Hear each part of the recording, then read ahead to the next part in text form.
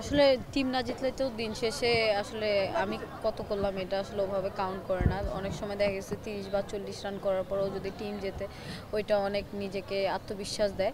তবু দেখা গেছে যে টুর্নামেন্টের শুরুতে আমরা একটা বড় টিমের সঙ্গে খেলছি। আপনি বলতে পারেন টুর্নামেন্টে যদি কয়েকটা প্রতিপক্ষ ভালো হয় তার মধ্যে অন অফ দেম। তো হয়তো ম্যাচটা লুজ করছি আজকে, হয়তো আমরা ব্যাটাররা আমাদের ব্যাটিংটা ভালো করতে পারিনি, পার্টনারশিপটা ওভাবে হয়নি। বাট টুর্নামেন্টে এখনও অ্যালাইভ আছে, আমরা এখনও লুক ফরওয়ার্ড। তবে আমার এই রানটা অবশ্যই আত্মবিশ্বাস দিবে নেক্সট ম্যাচের জন্য। আপু, লাস্ট সিরিজগুলো তো আপনি ভালো খেললেন এবং ডিপিএলটা খুব ভালো শুরু হলো। আসলে আপনার ব্যাটিংয়ের মধ্যে একটা পরিবর্তন লক্ষণীয়। আপনি এখন যে ইন্টেন্ট নিয়ে খেলা, আসলে খুব বেশি ক্রিকেটারকে আসলে এই ইন্টেন্ট নিয়ে খেলতে দেখা যায় না। সালাউদ্দিন স্যার একদিন বলছিলেন যে আপনার যে পরিবর্তনটা হয়েছে এমন পরিবর্তন আসলে খুব কম ক্রিকেটারের মধ্যে হয়েছে। এই পরিবর্তনটাকে আসলে আপনি কীভাবে দেখছেন, আর অবদানটা আসলে কার?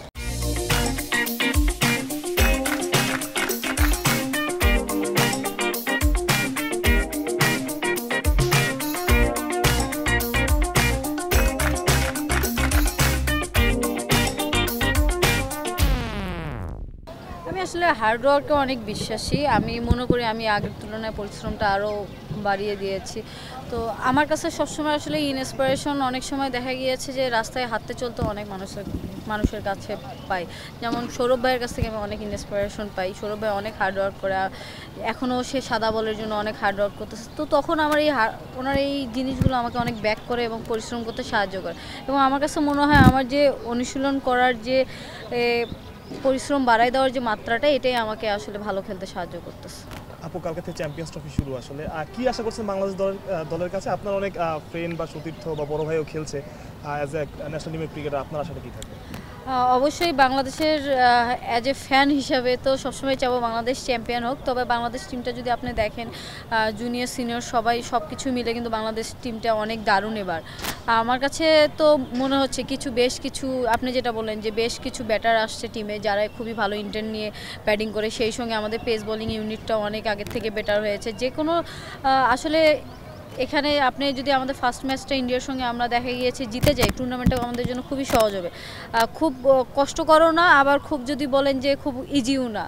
মানে জিনিসটা হচ্ছে আমরা চাইলেই অনেক কিছু করতে পারি। বাংলাদেশকে নিয়ে আপনি চ্যাম্পিয়ন হওয়ারও প্রেডিক্ট করতে পারেন, আবার না হওয়ারও সুযোগ আছে। কারণ এখানে সবাই অনেক ভালো টিম, ভালো করার সুযোগ যেমন আছে, খারাপ করারও সুযোগ আছে।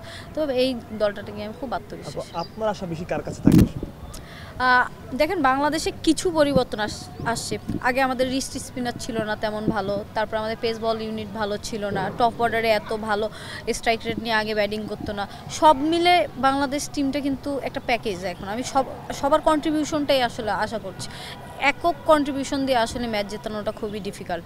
তো বাংলাদেশে আমাদের যে ছেলেরা আছে তারা যদি সবাই কন্ট্রিবিউশন করতে পারে, ইনশাল্লাহ আমরা ভালো ক্রিকেট খেলব। আপু, উইমেন্স বিপিএল একটা কথা চলছিল যে বিপিএল পরপরই হবে, সেটা আলটিমেটলি হয়নি। আপনার কাছে কোনো ইনফরমেশন আছে কিনা যে কবে নাগাদ হতে পারে? হ্যাঁ, আমার কাছে কোনো ইনফরমেশন নেই। আপনাদের ইনফরমেশনের জন্যই বসে থাকি যে কবে ফেসবুকে দেখব বা নিউজে দেখব। আপনাদের থেকেই প্রথম নিউজগুলো পাই। কথাটা হচ্ছিল, হয়তো খুব শীঘ্রই হবে। জানি না। আমাদেরকে নিয়ে অনেকগুলো ফাহিম স্যার সেদিনও আমাদের সঙ্গে শেয়ার করলেন, অনেকগুলো জিনিস নিয়ে আমাদের ক্রিকেটটাকে ইমপ্রুভ করার জন্য অনেকগুলো জিনিস নিয়েই ভাবতেছে। তো এইটা হয়তো এটার একটা অংশ হবে। আর ইনশাল্লাহ আশা করি আমিও যে অ্যাজ এ প্লেয়ার হিসেবে বিপিএল হলে তো আমার জন্য খুব ভালো। For more updates, subscribe to our YouTube channel and click on the bell icon. Follow us on Facebook and Instagram. Download T Sports app to enjoy exciting games and highlights. Visit tsports.com.